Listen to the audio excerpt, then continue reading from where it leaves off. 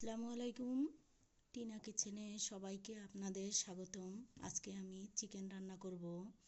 তো আমি চিকেনটাকে কেটে ধুয়ে নিয়েছি।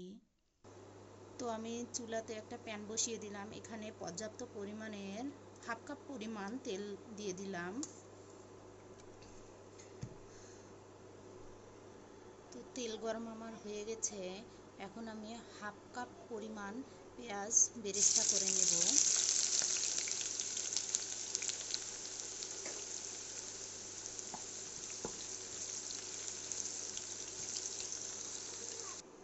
তো আমি এখানে মশলা অ্যাড করব, 1 কাপ পেঁয়াজ বাটা, 1 কাপ রসুন বাটা,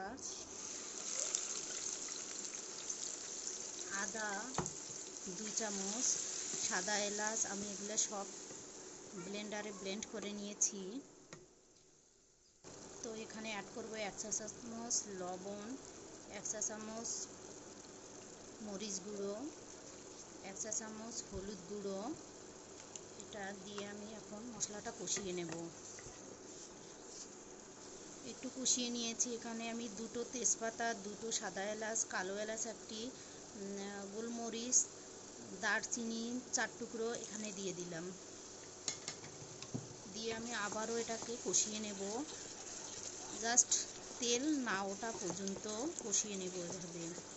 এখন আমি এটাতে অ্যাড করব 4 টেবিল চামচ টক দই।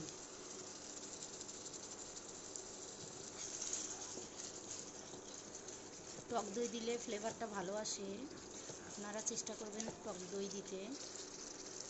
আমি এখানে কিছুটা পানি অ্যাড করে দেব, তাহলে মশলাটা কষানো ভালো হবে। মশলাতে আমার তেল উঠে গেছে। এখন আমি চিকেনটাকে দিয়ে দেব। আমি এখানে 1 কেজি পরিমাণ নিয়েছি। এখানে আমি 1 ফালি লেবুর রস 1 চা চামচের মতো দিয়ে দেব।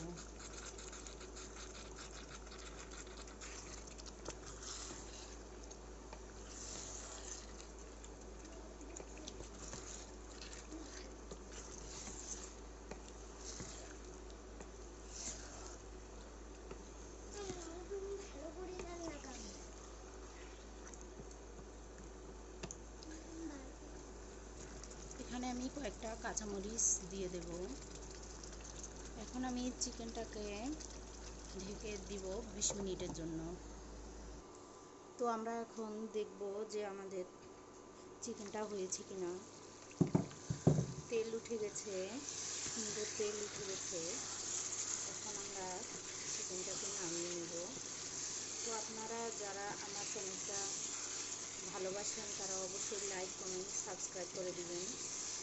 তো আজকের মতো এ পর্যন্ত। আল্লাহ হাফিজ।